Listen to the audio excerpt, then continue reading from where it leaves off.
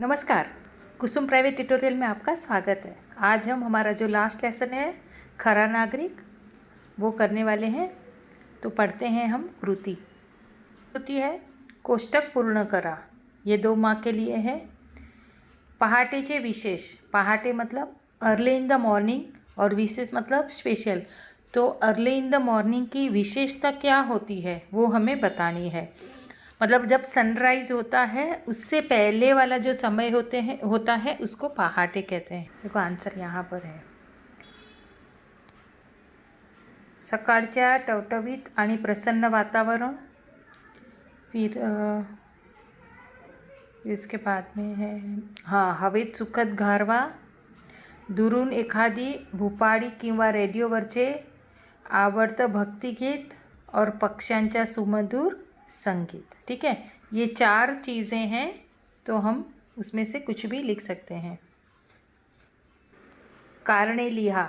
निरंजन हा भडसावळे गुरुजींचा लाड़का विद्यार्थी होता। कारण जो निरंजन लड़का था वो उसके जो गुरुजी थे उनका वो लाड़का था, मतलब उनका फेवरेट था। क्यों फेवरेट था वो हमें रीज़न बताना है। तो इसका आंसर मैं बताती हूँ कहाँ पर है। तो इसका आंसर यहाँ पर है। निरंजनची गुरुजींवर अपार श्रद्धा होती, तसं गुरुजीचीही निरंजनवर खूप प्रेम होता। तो त्यांचा लाडका विद्यार्थी होता। कारण देखो यहाँ पर सीधा आंसर दे दिया है। कारण तो अतिशय प्रामाणिकपणे काम करायचा आणि अभ्यासही। तो अगर तो की जगह पे हम निरंजन लिख सकते हैं। ठीक है, निरंजन अतिशय प्रामाणिकपणे काम करायचा आणि अभ्यासही। बस सिंपल यही हमारा आंसर है। नेक्स्ट है कारणे लिहा। सॉरी ये तो हो गया। नेक्स्ट है खालील 2 गोष्टींसाठी परिच्छेदात आलेला एक शब्द। 2 गोष्टी के लिए सेम शब्द है। ये 2 गोष्टी हैं, उसके रिलेटेड एक ही शब्द हमें लिखना है। तो पढ़ते हैं क्वेश्चन। या विषयाचा पेपर झाला की परीक्षा संपली। यहाँ पर परीक्षा का शा आएगा, यहाँ पर प्रिंटिंग मिस्टेक हो गई है। परीक्षा संपली। या विषय मतलब कौन सा, तो हमें आंसर लिखना है। और सेकंड है हा विषय ज़रा अवगढ़ होता। हा विषय अवगढ़ होता मतलब कौन सा, तो दोनों में आंसर सेम आएगा।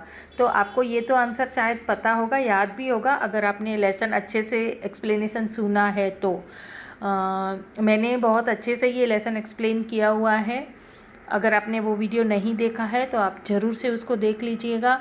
और आप प्लेलिस्ट में जब जाएंगे तो आपको वहाँ पर खरा नागरिक जैसे आप ढूंढेंगे वहाँ आपको मिल जाएगा। ठीक है, तो यहाँ पर हमारा आंसर क्या आएगा, नागरिक शास्त्र।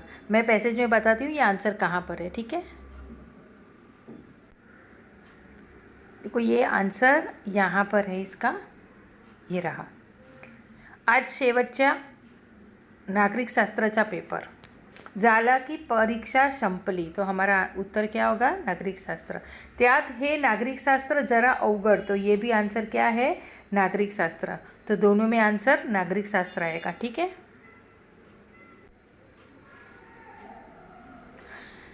नेक्स्ट क्वेश्चन पढ़ते हैं जो हमारा स्वमत है।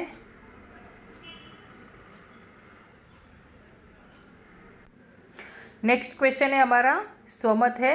निरंजनचा मामा त्याच्याशी कसा वागला हे परिच्छेदाच्या आधारे लिहा। देखो ये भी बहुत सुपर आंसर है। हमने लास्ट भी एक आंसर किया था, पूरे पैराग्राफ में से ही हमें आंसर लिखना था वो जंगल डायरी में। ठीक है, अगर वो भी आपने अगर नहीं देखा है तो उसमें देख लेना। मैंने बहुत अच्छे से उसको एक्सप्लेन किया है। क्वेश्चन बैंक का जो भी जंगल डायरी के जो गद्य थे उसमें मैंने आपको बताया है कि आपको कैसे आंसर ढूंढना है। तो वो अगर वीडियो नहीं देखी है तो उसको भी आप ज़रूर से देख लेना।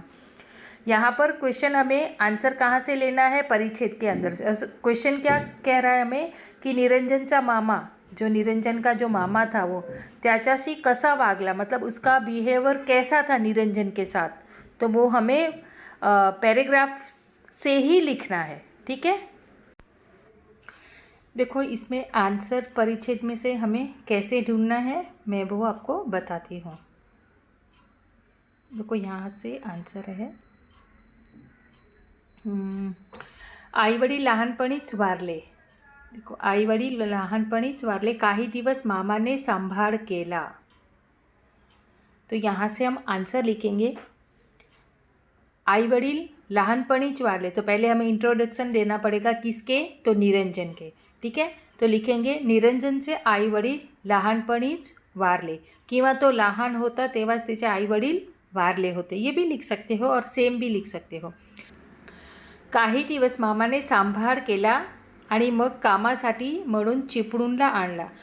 उसको कहाँ लेके आया, फिर चिपळूण में लेके आया. या मावशीकडे आणून सोडल्या आणि तोही मुंबईला निघून गेला, तो कायमचाच. तो यहाँ पर एज इट इज़ भी लिख सकते हो और ऐसे भी लिख सकते हो की मामाने निरंजनला मावशीकडे सोडले आणि स्वतः मुंबईला निघून गेला. मतलब मामा स्वतः मुंबईला निघून गेला. ठीक है. और जाताना मौलाचा सल्ला मात्र देऊन गेला. मौलाचा सल्ला देऊन गेला मतलब उसको वैल्यूबल जो थिंग्स होते हैं वो सिखा के गया. तो कौन सी वैल्यूबल थिंग्स सिखा के गए, रडत बसू नकोस, शेण गोळा वगैरह जी पड़तील ती सारी कामं कर. उसको बोला कि देख तू मावशी के घर पे रहता है, वहाँ पर कोई नहीं है, मैं अभी मुंबई में ही जा रहा हूँ, तो यहाँ तेरा कोई नहीं है, तू मावशी के घर पे रहेगा तो ऐसे तू फ्री तो रहेगा नहीं, तो जो तेरे को काम आता है वो काम तू कर. इसके अलावा कौन से काम बताए, शेण गोळा करायचा, शेण आणि गोठा. गोठा मतलब आपको पता है जहाँ काउशेड बोलते हैं उसको गोठा. तो जहाँ शेण गोड़ा करने का, फिर गोठे में जो भी काऊ वगैरह रहती है उनका साफ़ सफाई का काम, वो सारा काम करने के लिए उसको बोल के गया मामा. मावशी देईल ते खा आणि इथेच राहा. मावशी तुझे जो खाने के लिए देगी वो तू खा लेना और इधर ही तू रहना. मावशी तुला शाळेतही घालणार आहे, मतलब मावशी जो है वो तेरा स्कूल में भी एडमिशन कराने वाली है. और लास्ट में हम ऐड कर सकते हैं अशा प्रकारे निरंजनचा मामा त्याच्याशी प्रेमाने वागला. अभी सेकेंड पैसेज अब रीड कर रहे हैं. चौकट पूर्ण करा. भरसावड़े गुरुजी ने निरंजनला केलेली मदद. जो उसके गुरुजी थे उन्होंने निरंजन को कैसी मदद की थी, तो देखो आंसर यहाँ पर है इसका. पहिल्याच वर्षी त्याची अभ्यासातली प्रगती पाहून भरसावडे गुरुजींनी त्याला थोरा मोठ्यांच्या घरी वार लावून दिले. ये वाला आंसर आएगा. त्याला मतलब किसको, निरंजन को. तो थोरा मोठ्यांच्या घरी वार लावून दिले. और सेकंड आएगा ये रहा, ये त्याच्या वया पुस्तकांचा खर्च भरसावड़े गुरुजी ने करायचे. जो निरंजन की मौसी थी उसकी खुद की स्थिति बहुत अच्छी नहीं थी, इसके लिए गुरुजी ने क्या कहा कि तू अभी से वार लगाकर हर एक के घर में एक एक दिन तू दोपहर को खाना खाने के लिए जाएगा. तो ये एक उसको हेल्प कर दी. और दूसरी हेल्प, वया पुस्तकांचा खर्च, जो भी वया मतलब नोटबुक्स और पुस्तक मतलब टेक्स्ट बुक, जो भी खर्चा होता था वो सारा गुरुजी खुद करते थे. ठीक है. सेकंड है कारण लिहा. निरंजन वार लावून जेवायचा. कारण ये तो अभी मैंने बोला आपको कि उसकी जो मौसी थी उसकी स्थिति बहुत अच्छी नहीं थी, इसके लिए वो दूसरों के घर खाना खाने के लिए जाता था. देखो यह आंसर कहाँ पर है मैं बताती हूँ. ये आंसर देखो यहाँ पर है. मौसीची परिस्थिती यथा तथाच असल्याने निरंजन वार लावून जेवायचा. ठीक है, ये आंसर हमारा यहाँ पर था. नेक्स्ट क्वेश्चन है हमारा, निरंजन मनातल्या मनात उजळणी करत होता. निरंजन अपने ही मन में रिवीजन करता था. क्यों रिवीजन करता था, देखो आंसर इसका यहाँ पर है. हाँ, गुरुजींनी त्यांना सांगितलं की जोपर्यंत पहिला नंबर आहे तोपर्यंत मी सारा खर्च करीन आणि वारही लावून देईन. नाहीतर गुरुजींचे हे वाक्य लक्षात ठेवून निरंजन जटून अभ्यास करायचा. ठीक है। तो हमारा आंसर आएगा, देखो कैसे लिखते हैं मैं बताती हूँ। तो दोनों आंसर मैंने यहाँ पर लिखकर बताए हैं। निरंजन वार लावून जेवायचा कारण मावशीची परिस्थिती यथातथाच असल्याने, और सेकंड था हमारा कारण निरंजन मनातल्या मनात उजळणी करत होता, कारण जोपर्यंत पहिला नंबर आहे तोपर्यंत सारा खर्च करीन आणि वारही लावून देईल हे गुरुजींनी सांगितले होते, म्हणून तो मनातल्या मनात उजळणी करत होता। ठीक है, ये वाला आंसर परफेक्ट तो नहीं है, फिर भी जब हमें पैसेज में कोई भी क्वेश्चन पूछते हैं तो हम अगर उसको ऐसे का ऐसे छोड़ के आ जाएंगे तो वहाँ पर हमें 0 मार्क्स मिलता है, चाहे उनकी गलती हो तो भी। तो अगर हम अटेम्प्ट करते हैं उस क्वेश्चन को, और अगर प्रश्न पेपर में ही क्वेश्चन में गड़बड़ी है लेकिन हमने अगर प्रश्न अटेम्प्ट किया है तो हमें उसमें फुल मार्क्स मिलते हैं। तो हमें उजड़नी शब्द नहीं है और आंसर भी इस पैसेज में नहीं है, फिर भी मैंने आंसर देने की कोशिश की है। क्यों? क्योंकि ताकि आप आंसर लिख पाओ। थोड़ा सा नियर बाय जो भी आंसर रहता है उसको आपको लिख कर आना है, उसको ऐसे ही छोड़ना नहीं है। ठीक है, तो वो तरीके से मैंने आंसर लिखा है। नेक्स्ट हमारा सोमत है, हक्काचे घर नसले की इतरत राहताना लहानपणीच परिस्थितीशी जुळवून घ्यायला मुले शिकतात। तुमचे मत स्पष्ट करा। हक्काचे घर नसले नहीं मतलब अगर खुद का घर ना हो, चाहे वो रेंट पे रहते हों, चाहे किसी रिलेटिव्स के घर पे रहते हों, तो वो खुद का घर ना हो ऐसा। राहताना लहानपणीच मतलब जब वो छोटे होते हैं तब परिस्थितीशी जुड़वून घ्यायला मुले शिकतात, मतलब छोटे होते हैं तभी उनको परिस्थिति से अवेयर हो जाते हैं कि हमें दूसरों के घर रहना है तो हम कैसे रहेंगे, तो वो पहले ही समझदार हो जाते हैं। तो ये तुमचे मत स्पष्ट करा, मतलब आपके जो मत है, आपके विचार हैं उसको आप स्पष्ट कीजिए। ठीक, देखो आंसर इस प्रकार है, हक्काचं घर नसले की लहान वयातच मुले परिस्थितीशी मात करायला शिकतात।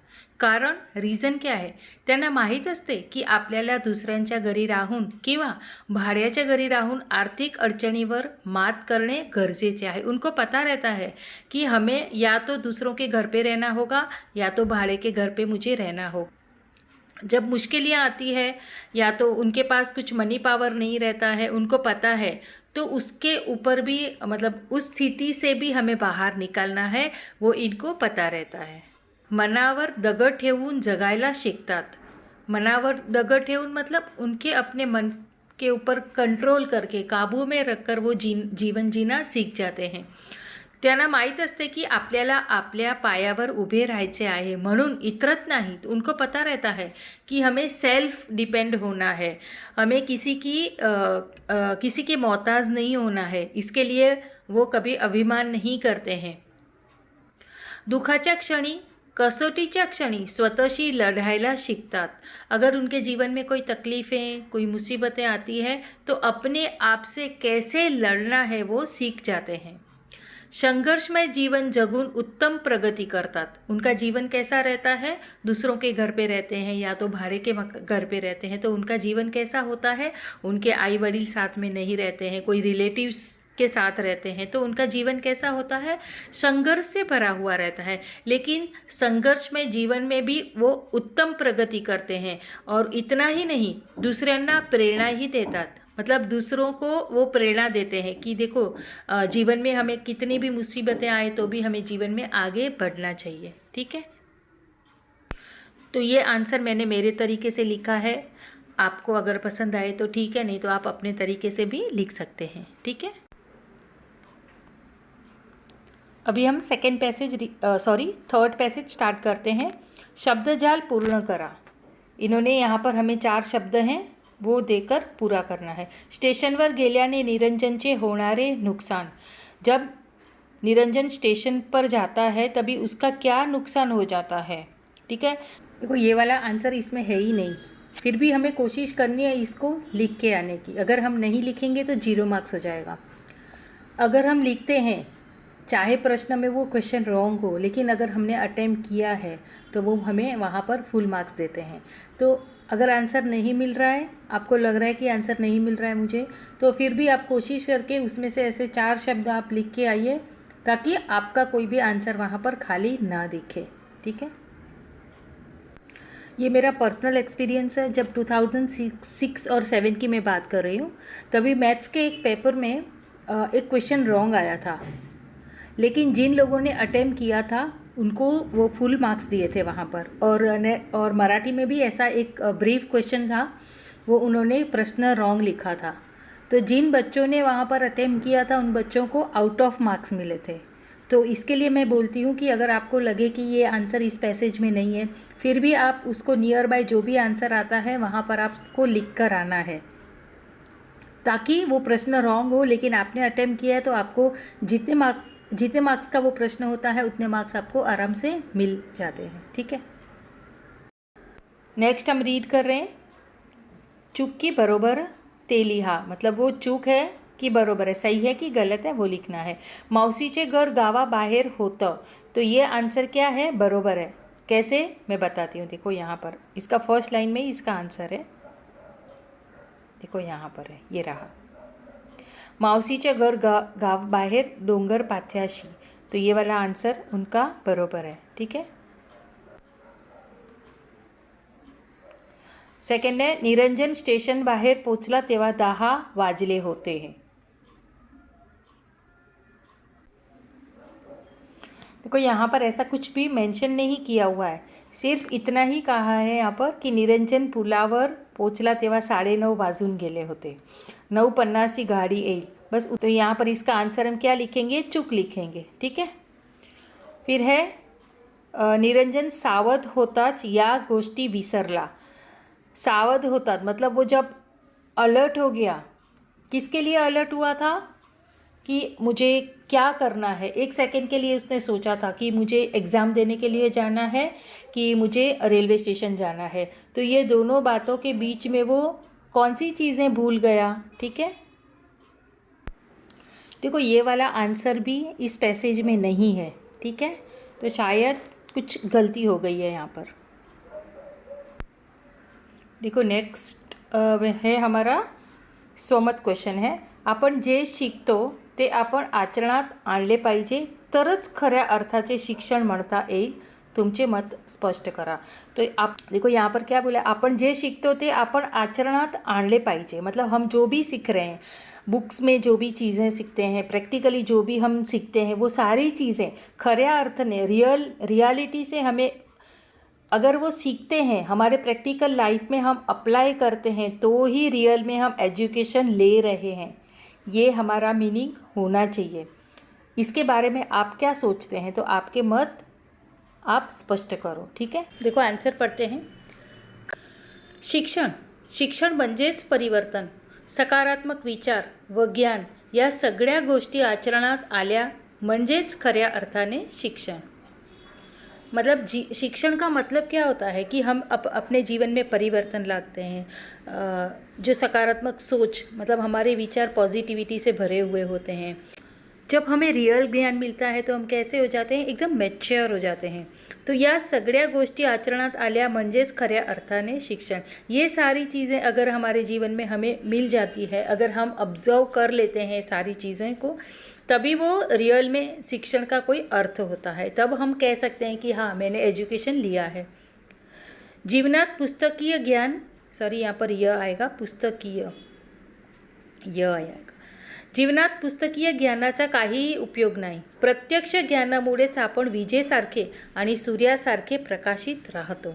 तो हमारे जीवन में अगर हम बुक के कीड़े हैं, सिर्फ हमें बुक्स पढ़ते हैं और हमें बुक्स का ही ज्ञान है, रियल प्रैक्टिकल हमें ज्ञान नहीं है, तो उसका कोई मतलब नहीं है। लेकिन जब हमें रियल में प्रत्यक्ष, मतलब रियल जब हमें ज्ञान, प्रैक्टिकल जब हमें ज्ञान मिल जाता है, उस ज्ञान की वजह से हम बीज के जैसा, मतलब बिजली की तरह चमकने लगते हैं और सूर्य सारखे प्रकाशित राहतो। जैसे सूर्य कैसे तेजस्वी है, वैसे हमारा जीवन भी कैसा हो जाता है, तेजोमय हो जाता है, तेजस्वी हो जाता है। और आगे, खऱ्या अर्थाने शिक्षण घेतल्याने नवीन आदर्श, बंधुभाव व राष्ट्रप्रेम बढ़तो। जब हम शिक्षण, एजुकेशन ले लेते हैं तो हमारे मन के अंदर एक भावना हो जाती है, मतलब राष्ट्र के प्रति, देश के प्रति हमें प्रेम हो जाता है, जो भी रहने वाले जो भी लोग होते हैं देश में, वो हमारे सब भाई बहन, हम उनको मानते हैं। प्लस जीवन का कुछ आदर्श होता है, कुछ मोटिव होता है हमारे जीवन का, वो सब बढ़ जाता है। कब बढ़ जाता है कि रियल में हम जब एज्युकेशन लेते हैं तब। त्यामुळे स्वतःची समाजाची आणि देशाची प्रगती होते। एज्युकेशन की वजह से खुद की, स्वतःची, समाज की, समाजाची आणि देशाची, मतलब हमारे देश की भी प्रगती होती है। म्हणूनच आपण हे जे काही शिकतो ते आपल्या आचरणात आणले पाहिजे। म्हणून आपण जे काही शिकतो ते आपल्या आचरणात आणले पाहिजे। मतलब हम जो भी सीखते हैं वो रियल में, प्रैक्टिकली हमें हमारी लाइफ में आना चाहिए। ठीक है, ये मैंने मेरी तरफ से आंसर लिखा था। आपको अपने हिसाब से आंसर लिखना है तो आप भी लिख सकते हैं। मेरा वीडियो अच्छा लगा हो तो लाइक, शेयर और सब्सक्राइब ज़रूर कर दीजिएगा। मिलते हैं हम अगले वीडियो में, तब तक के लिए धन्यवाद।